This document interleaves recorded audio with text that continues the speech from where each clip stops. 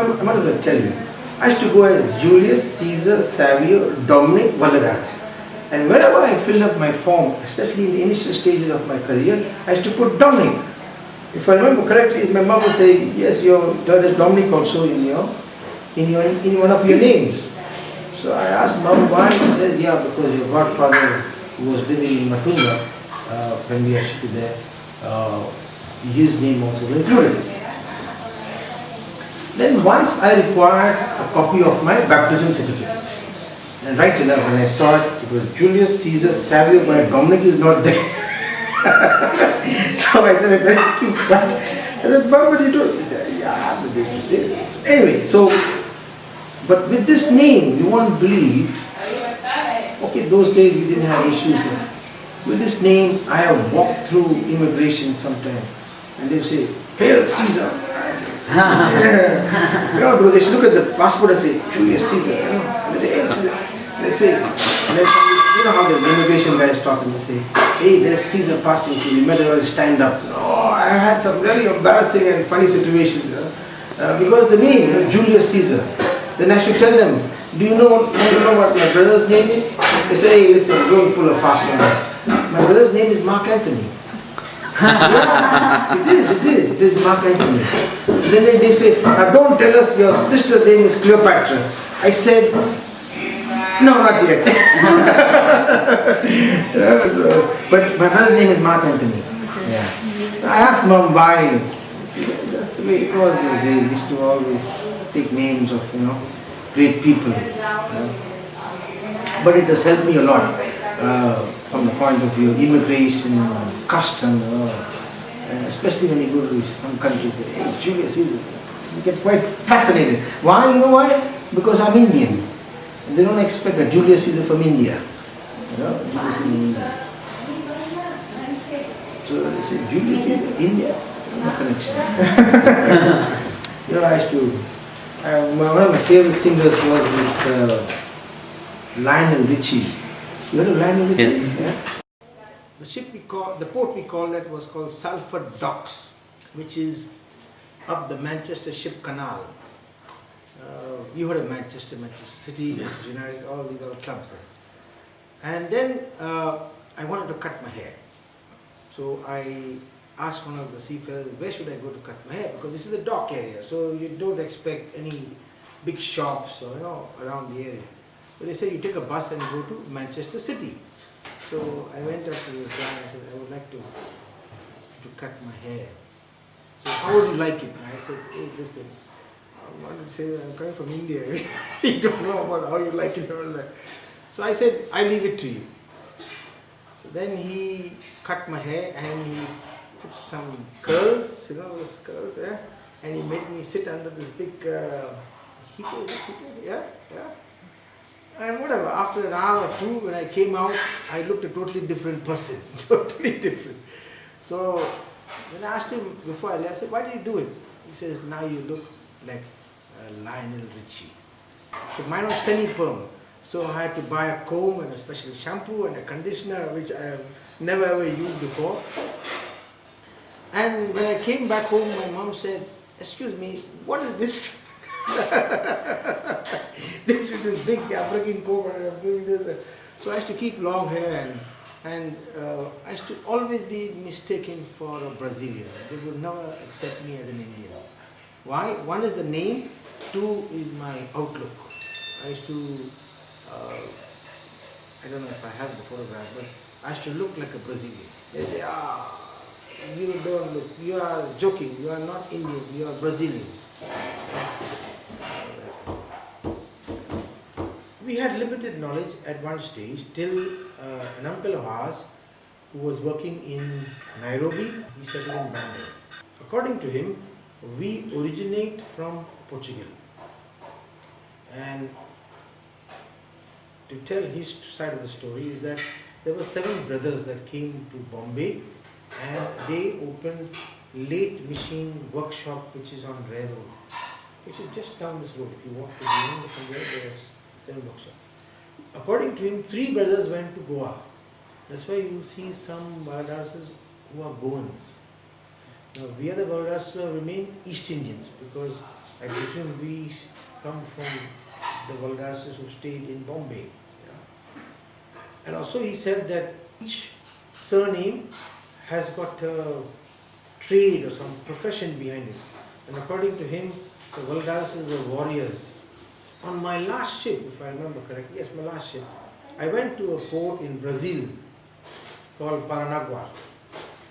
And as we were entering, the pilot, the person who brings the ship in, because he knows the waters better than us, and he says, "Captain, can you see that island over there?" I said, "Yes." He says, "It's after your surname." I said, "Yeah." So I said, "Now, let me check the chart," what we call chart. And right enough, there's a map, there's an island in Paranagua called Valadares. The pilot joked with me, he says, when the ship goes alongside, why don't you go ashore and see if you got any connections there? Maybe you can claim some property which belongs to you. It was something that I cannot, take off my mind because it's like, Julius, these are your roots, these are your roots. And I keep telling my wife, one day I will go back to the island, Valadares. History of the Valadares family. Thank you. Then one of my good friends offered me a job, or should I say, he said there's a job opening in Bibi, which is at Mahim, Sir Derek Bibi Maritime Training Center. And they wanted me to start a completely new course which has never been conducted in India, which is called the EGDIS course. I was given a classroom which was at just ground level. There was no tiles, no flooring, nothing. So slowly I built up this classroom, and from there I took it to a stage where this training center is the only training center in India. So at the moment I'm very much involved in this Thai-specific training. I am the only Thai-specific trainer in the whole of Asia who is certified to do training on 7 different manufacturers. So the main thing is one, the satisfaction of the job, the joy of imparting knowledge to the students. And I always tell my superiors it is time for us to give back what our superiors, or should I say our teachers taught us. Most important of course is being with the family, which I look forward to, especially the weekends, because I do a 5-day week, so that's also good. I'm a seafarer, so I love to pick up things from different countries. This is from Suriname. You heard of Suriname? No. Okay. You heard of Brazil, of course. You're of Brazil? Yeah. Okay. To the north of Brazil, there are 3, what was before, Guyana. Now it is broken up into 3. Is the French Guyana, British Guyana, and the Dutch Guyana. Dutch Guyana is now called Suriname. When I say now, it's a good many years back. Suriname. Now, why the word Suriname? Because it was first a colony of Netherlands, and the Dutch trading company traded with the East India Company to send laborers from India to work on the paddy fields, because we have paddy fields here.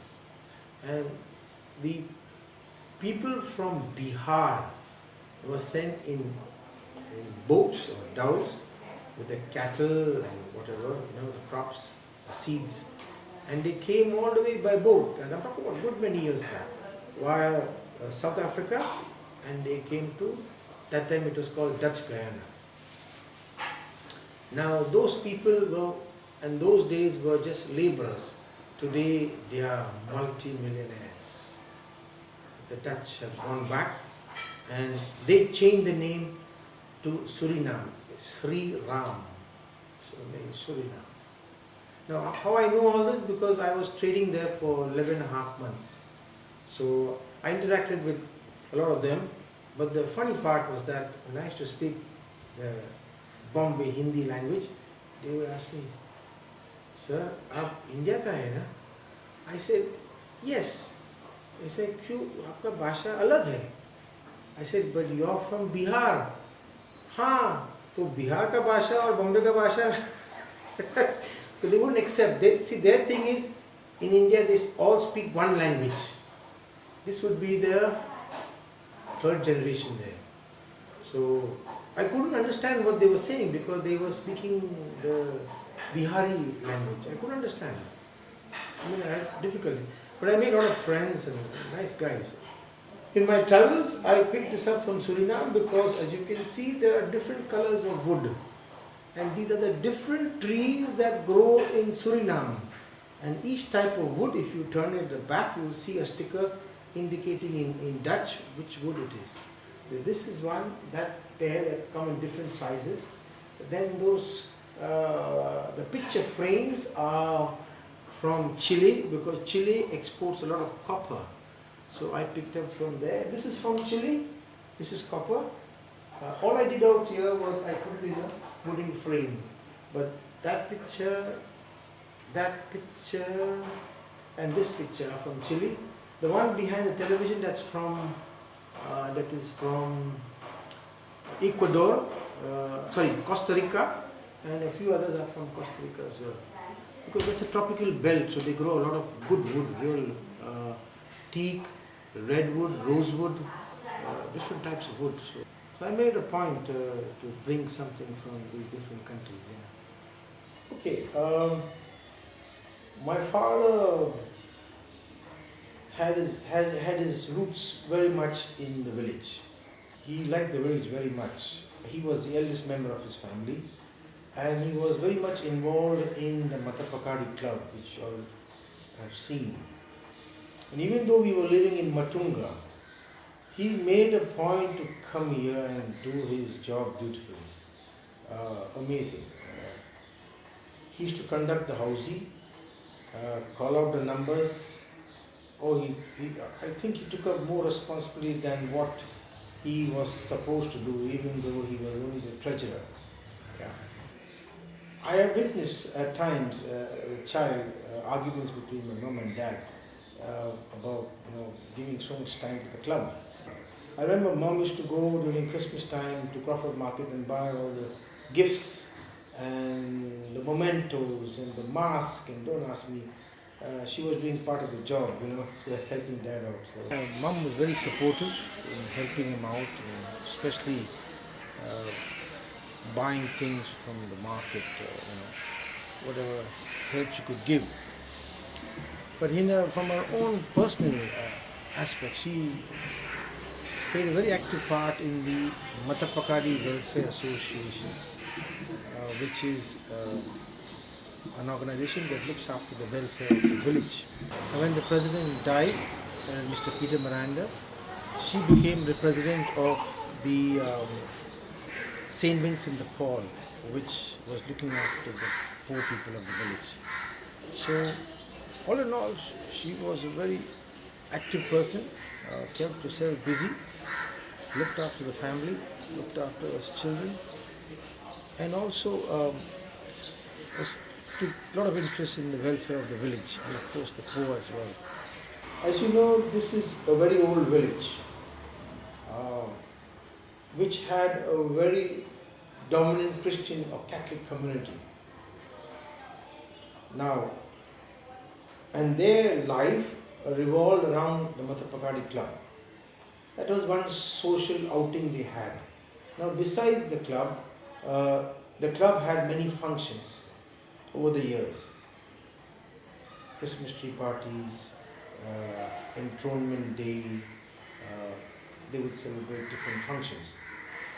He was a man who ran his life like a clock. He would beautifully come back, get himself changed, take a bag which is still there in the house, take a bag, take his pen, take his books, and then walk to the club and attend to all issues like people who complain that toilets are not clean, and don't ask me.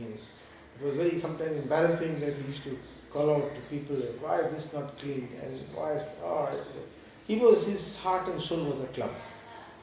A man of very strong personality. His personality and was very strong in this man, very strong personality. I presume people of that generation had that type of personality. He knew what he wanted in life. He knew what are his limitations. He never overindulged in anything. And as I mentioned earlier, he ran his life like a clock. The time he got up till he went to bed. And that's my father. Lovely man. Yeah. My father loved Mathar Pacady village. And his, should I say, his medicine that kept him going for so many years was his interaction with people by just sitting on the bench. There are people out here who would vouch what I'm saying is that he would tell them there's no better place than Mathar Pacady village. He would say that loud. He would say, there's no better place than Mathar Pacady village. And they would say, yes, uncle, you're right. Yeah. He liked the tranquility, the thing of sitting on the bench, interacting with people. His memory was fantastic. It's something unbelievable for a man of his age. Not less than 5 or 6 people have asked me, how is uncle? And I would pause for a few seconds and say, Daddy died. Daddy died. I would say, yes. Nobody told us, the first reply, nobody told us. Then they would relate their relationship with him, that he would always ask about them, about their families, where they were going, and when they came back, they would always hello him. He said, we miss him very much because there was somebody to look to when we passed this house. And sometimes I feel so sad to say that Daddy died. And some of these people were children and now they are grown-ups. So you're talking about good many years. The people who know him or knew him do miss him. They do miss him. And there are some elderly people out here. There's a lady from Monarch. She says, I miss your father very much because whenever I had any problem with my husband, I used to come and talk to your father. Yeah. And they're from the same age group, a little younger, but as I said, they would. And her husband was a good friend of Dad. So, when it came to friendship, she had friends of various age group, I presume, just like my father. He had friends of tiny tots to senior citizens. Same with Mom, she had friends of all age groups and all backgrounds, whatever religion. But they were very good at making friends. My wife tells me you have the same character. Because yesterday she asked me, you know a lot of people. I said, yeah, they just hello me and I hello them back. And that's how the friendship grows, So, that's my mom, yeah. Very nice person. Yeah.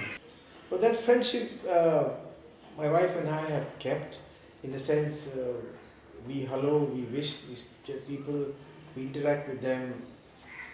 And it's nice. If you ask me how I got involved, I used to go out to sea. And I used to come for a break of 2 or 3 months. But I used to see what functions used to go on in the village. One is the 1st of May cross feast. I don't know, I used to see Dad organize Christmas parties at the club. If I remember correctly, it was in 1985 when I got the boys and girls of the village together and said, come on, let's do something in the village. And that's how we started. Since most of the people in the village were members of the club, people knew each other very well, to the extent that they had pet names for them. Some of them got married within the village because it was like, across the window, just like you see. Yes, there are a couple of families who are married across the window, getting to know each other. Like, for example, my neighbor, he married the girl who used to live before adjacent to the cross. Uncle Donwin married to Philip. So I got a group of our childhood friends, and we started organizing different functions. It started with small things like a sports day, one day sports day. Then, whenever in those days there used to be a lot of buns, regular buns, regular. So we used to have day of fun and games for the children, and of course it involves the adults as well. Then of course we got ideas. Ideas that let's have carnivals, and we had quite a few carnivals, which involved not only the people of the village but even in the surroundings. Organizing something with the sole motive of keeping the people together, not making any name. We had never had thought of that. Keeping the people together, enjoying and having fun. Then of course decorating of the village during Christmas time. Those days everything was done by hand. If you look there, the stars, the framework was bamboo, and then we used to put cellophane paper. But it was all a lot of physical work, so you require manpower. So all the boys and girls used to help, and we used to be with them. After one generation passed, that is my generation, then the other generation took over. It would all be nice because those children used to go to college, so in the evening they used to take part in organizing these activities. Then a regular feature which we started was also the children's tea party. If I remember correctly, at times we used to get as close as 100 children just for one simple party out here. And we did not have any barriers. There was no restriction. Anybody could take part. Anybody. After all, they're doing it for the children. So there was no restriction at all. Yes, if you ask me, it has died off a natural death. But yes, what is burning inside you that flame will never die off. And if you ask me, would you do it again? I'll say yes, I will do it. Honestly, I will do it. In the past, during the summer vacation, we used to organize badminton for the children. We had made a court. Can you see one pillar there? One pillar was here, it has been knocked down. And we had a badminton court here. Whatever, within the space available, we had a badminton court, which led to a tournament. And it became a floodlit tournament, and it was good. To the extent some of the parents have come and told me, Julius, I'm very happy you're organizing. I said, I'm not organizing. They come, they organize. All you have to create a venue for them, they will come. He said, not that, Julius. He says, at least we know the children are in the village and they are playing badminton. Otherwise, we do not know where they are, who they are going out with, where they are. And today, resources, there's no limit. So they were happy that at least the children are playing a game, even though it's to 10, 11 o'clock at night. They were very happy. Yes, if you ask me this summer, did I want to have the same thing? I said yes. Here we have the issue of cars. I presume people like to have cars, nothing wrong. The question is, if you request them, where will they park it? They're also concerned if it goes missing. So these are the things that, holds you back. But yes, my son's friend says, Uncle, please have something for us. Because see, they are children. They know this is one vacation they get where they are with each other, they have fun, games, they sit down here, they joke, laugh. I don't know if you've seen them. So I was 99.9 saying to myself, I'm going to organize a badminton court here. But the question is, what stopped me from doing it? I wouldn't know. It's just that the fact that I have to request people to, move the cars. This is what holds me back. I mentioned that to you the last time as well. So that's the only thing. Otherwise, for me to get a court organized, I already had in my mind the layout. I already had in my mind the outline of the court, the painting, everything. For me, that's nothing. But the main thing is this car issue. So at least the children have no fear in playing. Children must play. We grew up here, we played here. We played games which today it's only a game. Kitty kitty, what's the time? Then Gilli Dandu, Chor Police. In Chor Police, up to Dharukhana was the boundary. Dharukhana and Baucha Dakka.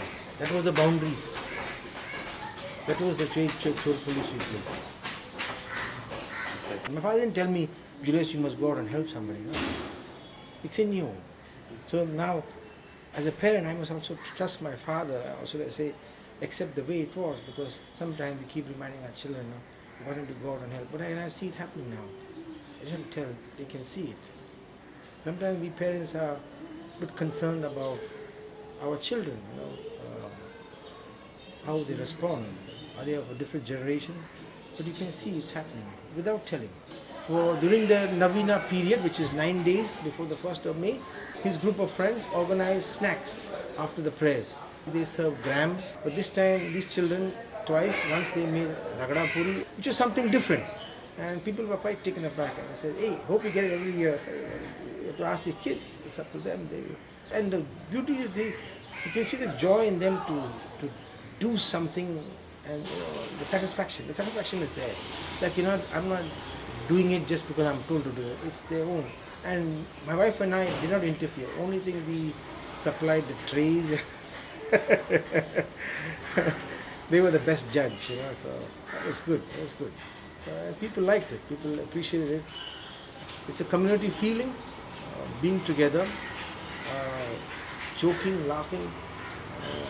It's not materialistic. It's just sheer being together. That's the main thing. This village goes back a long way with this particular quality. That's the togetherness.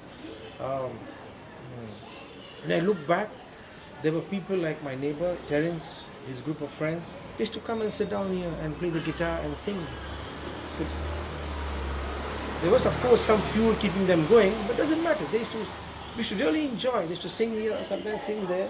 There was an old cottage here. They used to sit down there, and then they would say, "Happy birthday," whoever's birthday was in the village, So everybody knew, and it was very quiet. So if they were singing here, even near the cross, they knew they were singing here.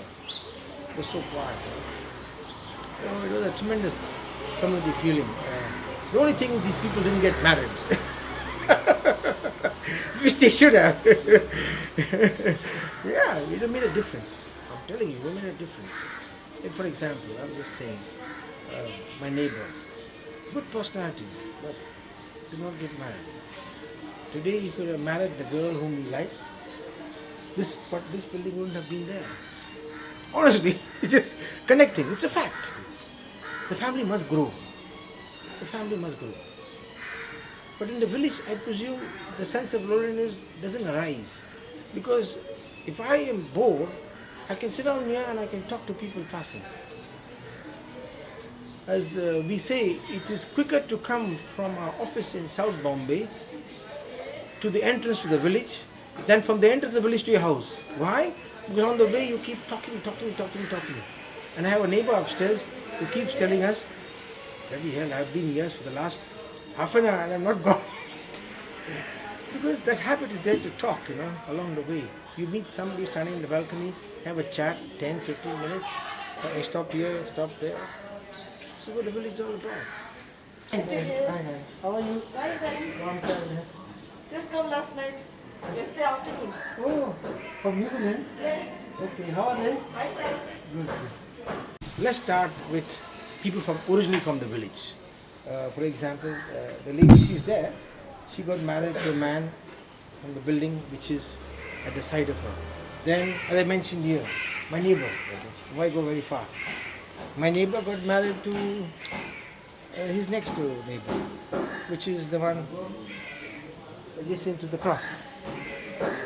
Where exactly? So my neighbor, Donwin, got married to his neighbor, Philu.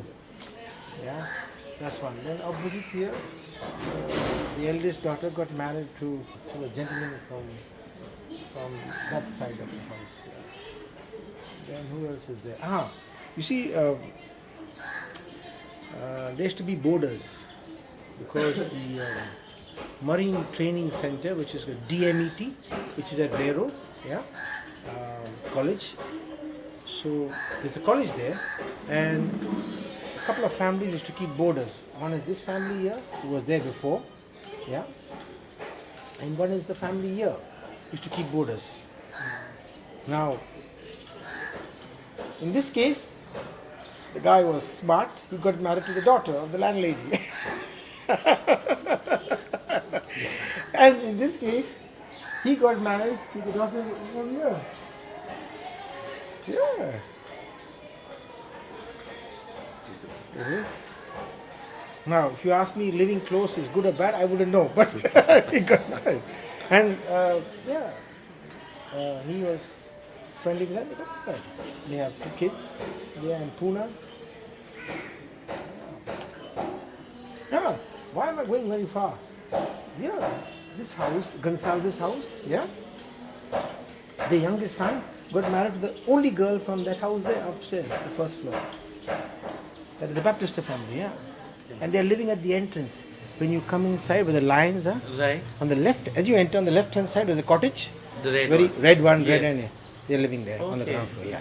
Wow. Yeah, yeah. That's so nice. That's Roger, my classmate, and his wife Judith. So I said many were married. But I said many more could have got married. Honestly, it would have made a difference. Made a difference. Made a difference. You must, it's good to get married.